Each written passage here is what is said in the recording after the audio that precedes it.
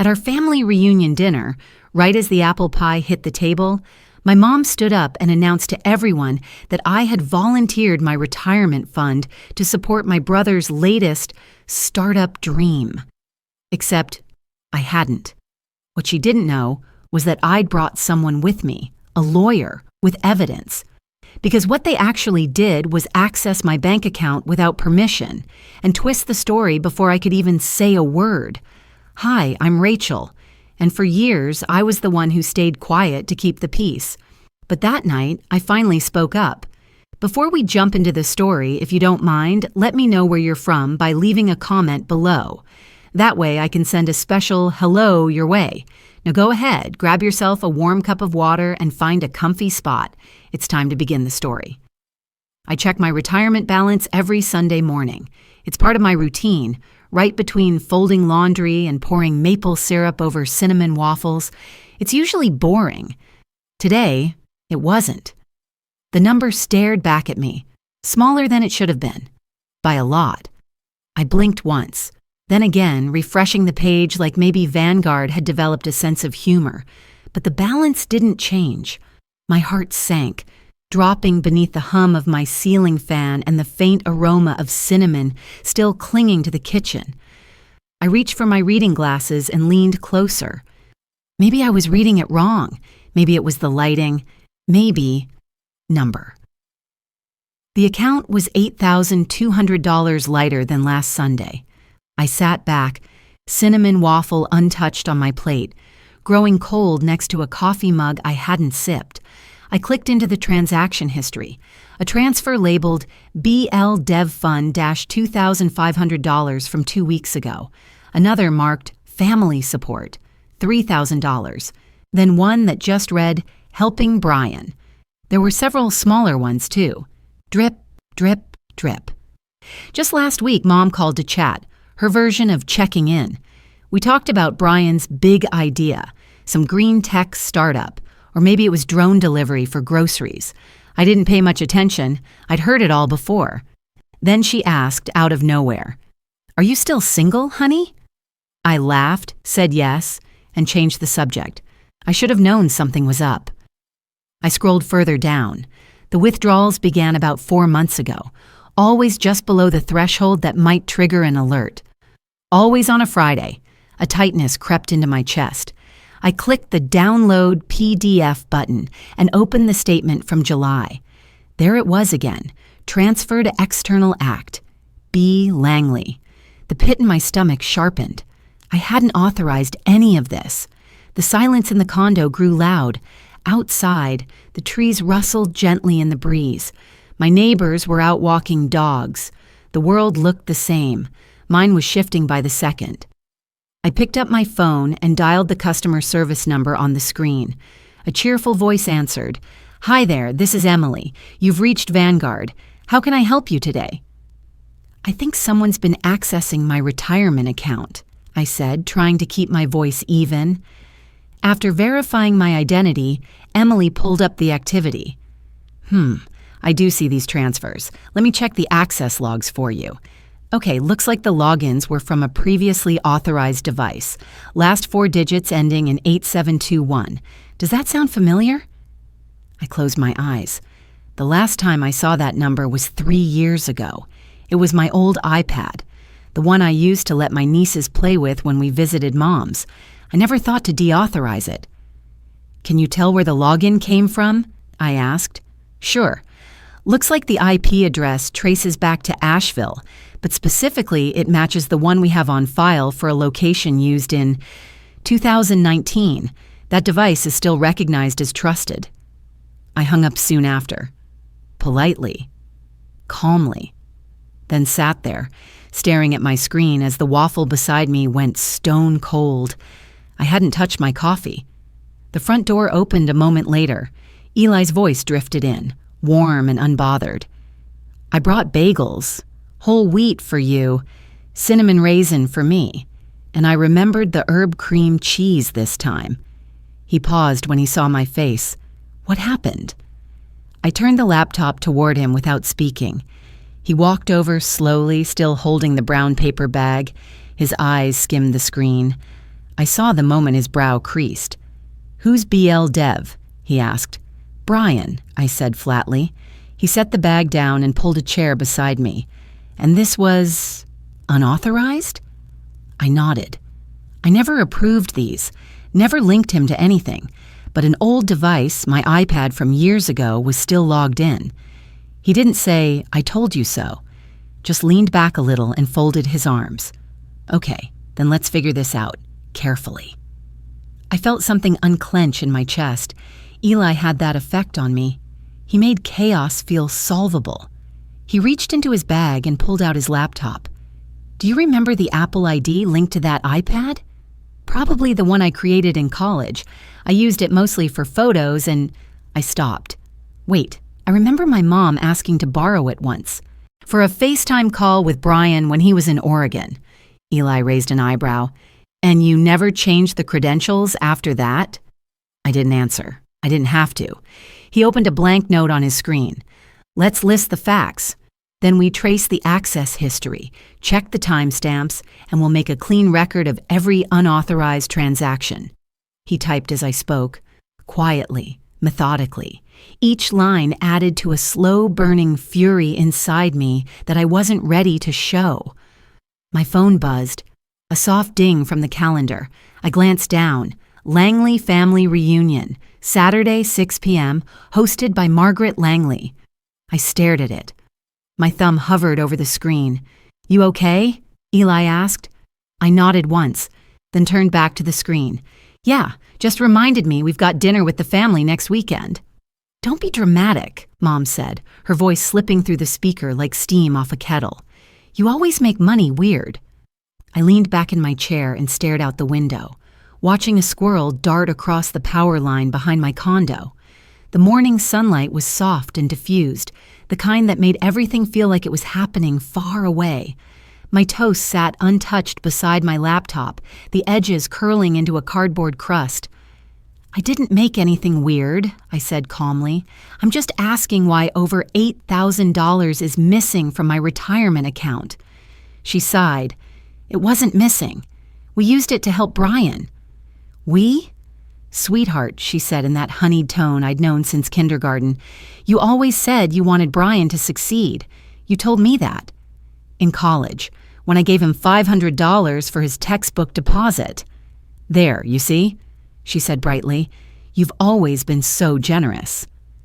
I closed my eyes. That wasn't what I said, and she knew it. The truth was, she'd called me last year asking if I'd ever consider investing in a family venture. I told her I wasn't in a position to lend money. She'd responded with silence, then changed the subject to Brian's latest girlfriend and the new porch furniture she was eyeing at Costco. "Mom, I didn't approve any transfers," I said. "That was my money for retirement. You had no right." "Oh, honey," she said, her voice slipping into the kind of concern reserved for wayward children and slightly overcooked roasts. "No one stole anything. We just shifted things around for the greater good. You've always had more than enough. What's the harm?" That last line hit me in a place I didn't know was bruised. I stood from my desk and walked into the kitchen, phone still pressed to my ear. "You didn't think to ask?" "We didn't want to worry you," she said. "You're so busy with your career and all. Besides, you were going to use it for early retirement, weren't you? And you're not even 40 yet. There's time." The worst part was how reasonable she made it sound, as if siphoning my savings was a scheduling adjustment. A memory surfaced. I was 24, just out of grad school, sitting at my childhood dining table. I just received my first year-end bonus, a modest amount, but it felt huge to me. I told Mom over dinner, proud of my new job. She smiled, leaned in close, and whispered, "We're so proud of you, Rachel." And actually, we're a little short this month. She asked if she could borrow it.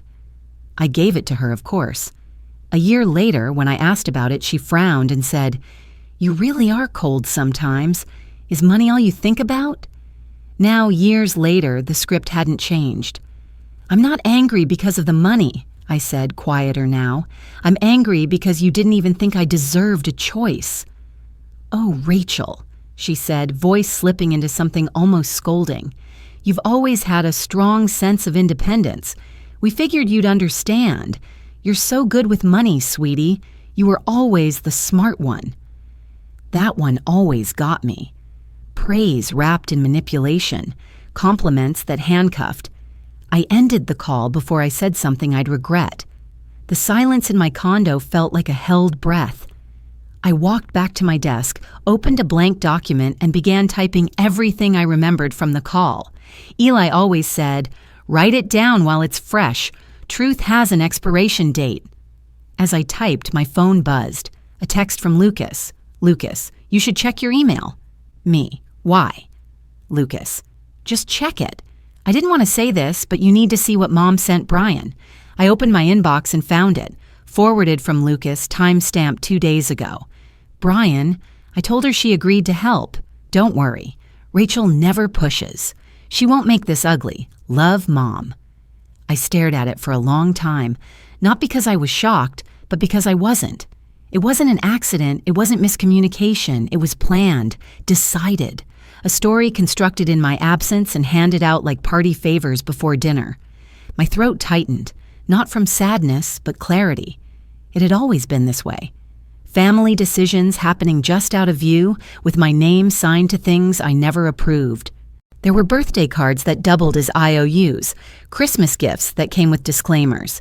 Every time I'd tried to draw a line, I'd been told I was cold, distant, selfish. But I was starting to see that I wasn't the problem. I was the solution they'd come to expect on demand. I reached for my phone and dialed Eli. He picked up on the second ring. "Hey, everything okay?" "Tell Naomi," I said, my voice level. "She's coming with us to dinner, not as a guest." He paused. "Okay.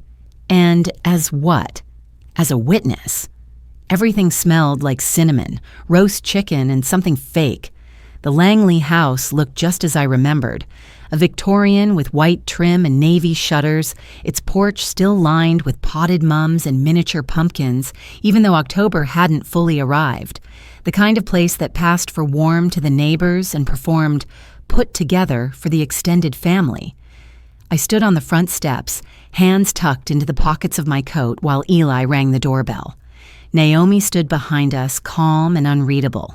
Her dark blazer was unbuttoned, a manila folder tucked under one arm. "Ready?" Eli asked. I gave a tight nod. "As I'll ever be." The door opened with the scent of nutmeg and roasted garlic drifting out. Margaret smiled as if this were a normal Sunday. "You're here. Wonderful." Her eyes lingered on Naomi. "And who's this?" "This is Naomi Patel," I said. "A friend." Mom's smile didn't break, but I saw the pause in her shoulders. "Lovely to meet you. Come in, come in." The dining room glowed with soft amber light. The chandelier sparkled, freshly polished, and the table was set with mismatched china and folded linen napkins shaped like leaves. Cinnamon sugar acorn cookies sat in a glass jar in the center, flanked by candles that smelled faintly of spiced apple. Everything looked perfect. That was the warning sign. "Sweetheart," Mom said as she hugged me briefly, too tightly. "You look tired. Are you sleeping enough?" "I'm fine," I said, stepping back.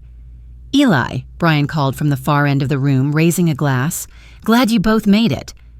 He wore a sport coat over a flannel shirt, the same watch gleaming on his wrist that I'd once admired, before learning I'd indirectly paid for it.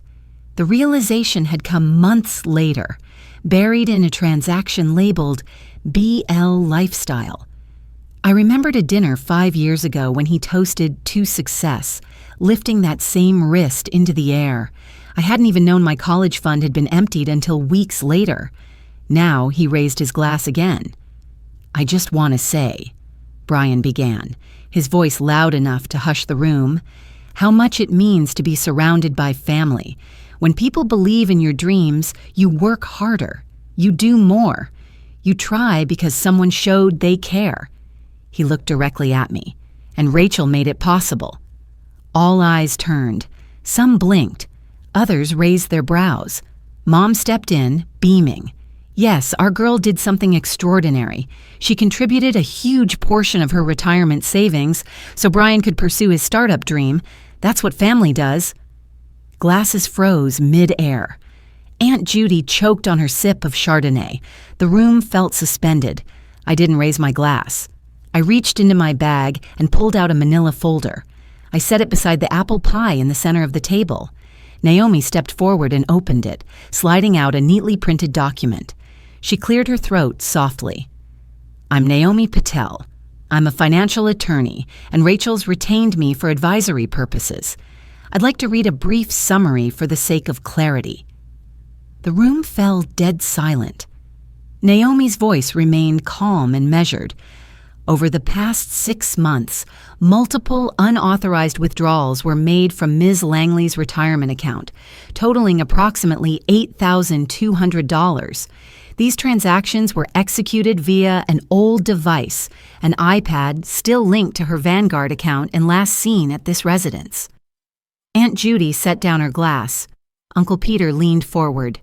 Naomi continued, "The access logs trace back to the home Wi-Fi IP address registered here. All activity occurred under a profile name labeled Admin Margaret." Gasps now, murmurs. Someone at the far end dropped a fork. Margaret's face turned a shade darker. "You'd bring this here? At dinner? In front of everyone?" "You made the lie public," I said, steady. "I'm just correcting the record." Brian's mouth opened, then closed. He looked to Mom. She folded her arms. "It wasn't a lie," Margaret said flatly. "You helped. You always help." "I wasn't asked," I replied. "You assumed. You accessed my account without permission, then stood here and announced a version of the truth that isn't yours to tell." Brian scoffed. "You really want to embarrass the family like this? Over money?" "It's not about money," I said. "It's about being treated like a person, not an account balance." Naomi folded the papers. "Just so it's clear, unauthorized access to financial accounts, especially for personal gain, can constitute bank fraud under state and federal statutes. There are both civil and criminal liabilities involved." The word fraud seemed to echo. The room shifted, chairs creaking under new weight. Margaret's mouth pressed into a tight line. Brian looked down at his plate. For a moment, the only sound was the faint tick of the kitchen clock and the soft fizz of sparkling cider in untouched glasses. Then Lucas spoke. He pushed back his chair and stood slowly. "I think it's time someone told the truth." Every head turned. By sunrise, the apology texts had already started. None of them actually said, "sorry." The first came from Mom. "You broke your father's heart. He hasn't slept all night." The second, an email from Brian. "Drop this, or I'll remind everyone about your breakdown in college." Then Aunt Gwen chimed in, "Rachel, I love you, but that was cruel. Your mother's a good woman." I stared at the screen, the messages stacking like bricks. Some were passive-aggressive, others were just aggressive. None of them asked how I was doing. None of them mentioned the money. The sky outside my condo was a dull, overcast gray, the kind that makes everything feel slightly muffled. I moved slowly through the kitchen, poured hot water over a chamomile tea bag, and set it next to a piece of toast I had no interest in eating. Eli stood at the sink, quietly rinsing dishes from last night. He hadn't said much after we got home, just held my hand as we rode in silence. There was nothing left to explain. "Want me to block their numbers?" he asked, glancing at my phone. I shook my head. "Not yet. I want to see how far they'll go." He dried his hands on a dish towel and leaned against the counter. "Then we document it, everything. Save it, screenshot it, write it down. When people realize you're not reacting, they often show their cards." I opened a fresh document on my laptop and started copying each message. Date, time, sender, quote. It felt clinical, detached, but necessary. At 29, when I refused to co-sign Brian's second business loan, Mom didn't speak to me for 6 weeks. That Christmas, she mailed me a card with glittery script on the front and a single handwritten line inside. "Don't forget where you came from. No gift, just that. This time, I wouldn't forget, but I also wouldn't fold." A knock came at the door around 9:30. Lucas stood there, holding a soft blue spiral notebook, the kind I used to buy in bulk for back-to-school season. "Didn't think you'd answer," he said, a little sheepish. "I almost didn't," I replied, stepping aside to let him in. He took off his shoes and handed me the notebook. "You left this at Mom's house years ago. I found it when I was cleaning out the guest room closet." I ran my fingers across the ridged cover. My name was written in black Sharpie on the front. Inside, the first page read, "Goals, Rachel Langley, age 25. "Read the one on the bottom," Lucas said, gesturing to a page about halfway through. I turned to it. "Retire by 45. Own my time." My handwriting wobbled slightly toward the end, as if even then, I didn't quite believe it. "I remember you saying that to me once," he added, "that you didn't want to wake up one day and realize your time was always someone else's." I nodded. "I still feel that way." Lucas sat down at the table, glancing around. "This place suits you." He was quiet for a moment before saying, "I should have said something sooner." "About the money?" I asked. He looked down at his hands. "A couple years ago, Mom asked if I'd be willing to open a joint account using your name. Said you'd already agreed and just needed someone to manage the logistics." I raised my eyebrows. "I didn't do it," he said quickly. "I didn't even ask you. I told her no, and she said I was being ungrateful." I exhaled slowly. "Thank you. I don't know if it means much now, but—" He shrugged. "I'm sorry." "It does mean something," I said. "It means I'm not imagining all this." We sat in silence, the kind that comes after honesty. I flipped back to the notebook and read a few more entries. "Travel once a year. Learn to bake something from scratch. Keep one promise to yourself." I stood and walked to the printer, pulled up the affidavit Naomi had sent over last night and hit print. The pages emerged one by one, cool, clean, formal. I slid them into a manila envelope and reached for a Sharpie. "Restitution case. Langley Estate." I wrote in steady, deliberate strokes. It felt like closing a door, not slamming it, just finally locking it from my side. As I set the envelope on the counter, a knock came again. Lucas and I exchanged a glance. I opened the door and found a woman standing there, older, short silver hair, a beige trench coat, and a letter in her hand. "Rachel," she asked, her voice warm but hesitant. "Yes?" She smiled gently. "I'm Sharon Mills. I'm related to your Uncle Robert. I have something for you." She held out the envelope like it weighed more than paper. "I'm not doing this to hurt them," I told Naomi as I signed the final page. "I'm doing it because I finally know what I deserve." The words felt strange on my tongue, new but solid, like I was saying something I didn't need permission to believe. Naomi gave a small nod. "That's the only reason you need." The office was quiet, tucked above a row of shops in downtown Asheville. The windows open just enough to let in the cool scent of fall. I could hear the faint rattle of leaves outside, the rustle of traffic below, and the occasional scrape of Naomi's pen against paper as she notarized the affidavit. The complaint had been filed. Unauthorized access, financial exploitation, restitution demanded. I watched the official seal press down on the page, crisp and irreversible. No turning back. Naomi gathered the documents and slid them into a heavy envelope. "We'll send a certified copy to their residence and one to the bank. You'll receive acknowledgement within 10 business days." I nodded, slipping my hands into my coat pockets. On the wall behind her desk hung a framed quote in simple black lettering: "Boundaries aren't walls. They're doors with locks you control." I stared at it longer than I meant to. "You okay?" she asked. "I will be." She handed me a copy of the file, then held my gaze. "You're not alone in this. That matters." It did. Later that afternoon, I stood behind a lectern at the Asheville Community Center. My palms were damp, and I could feel my heartbeat behind my ribs.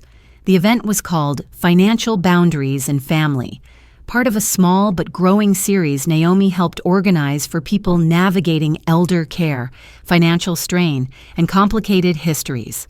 I was the only speaker that day. A woman named Joyce handed me a bottle of water and adjusted the mic. "You've got about 30 in the room," she whispered. "Don't worry, most of them came because they're tired." "Tired?" I asked. "Tired of being quiet."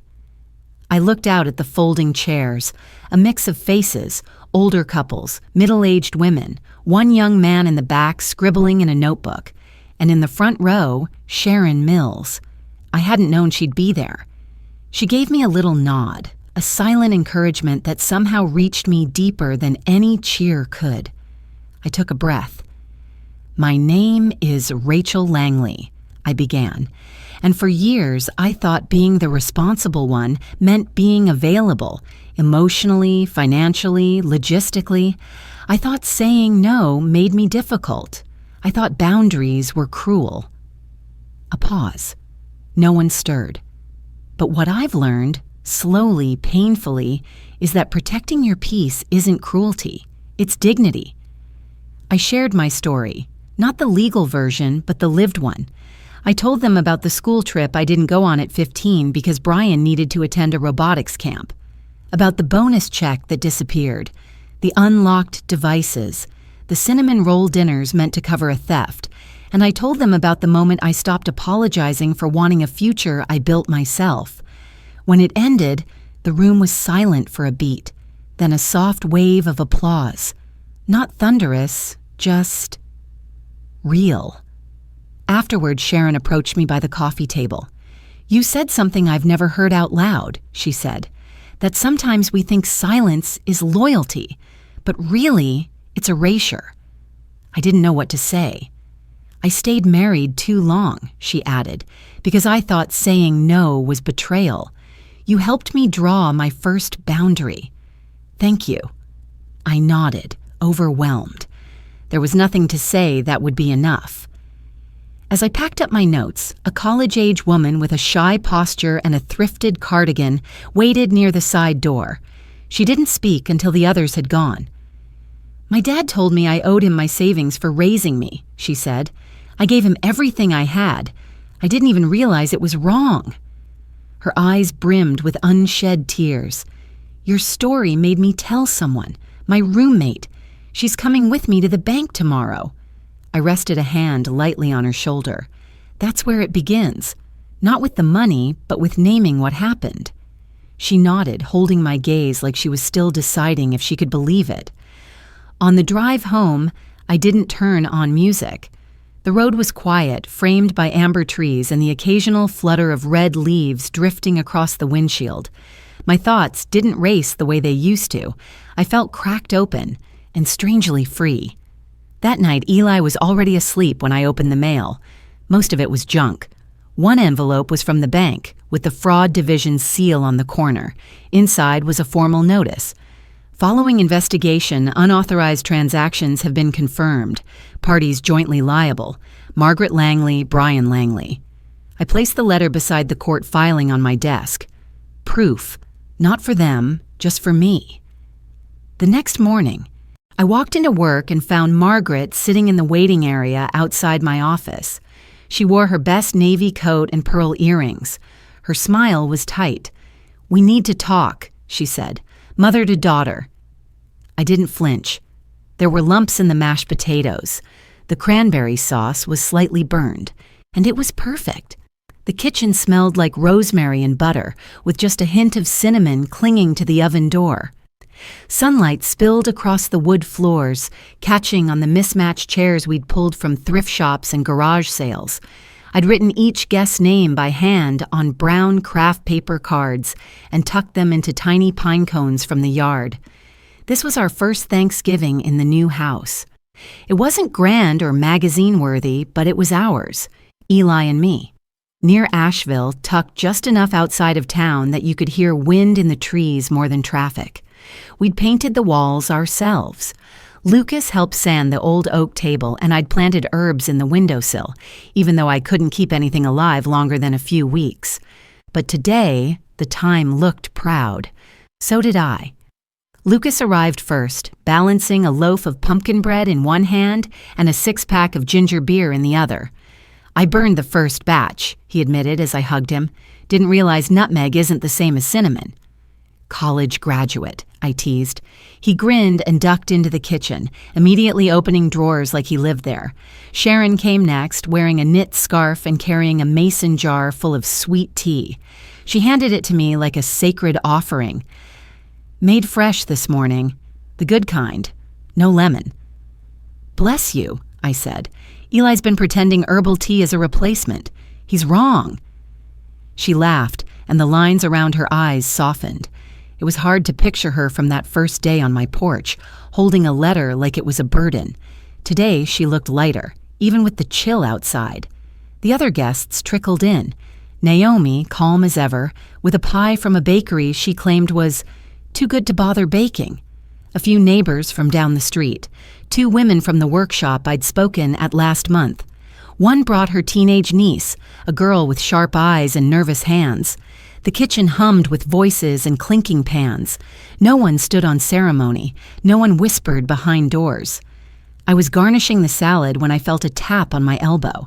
It was the teenage girl, Taylor, I thought. Her name tag had slipped off earlier. She began. "Do you need help with anything?"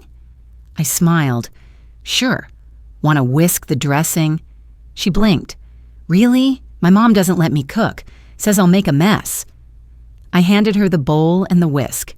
"That's half the fun." She beamed.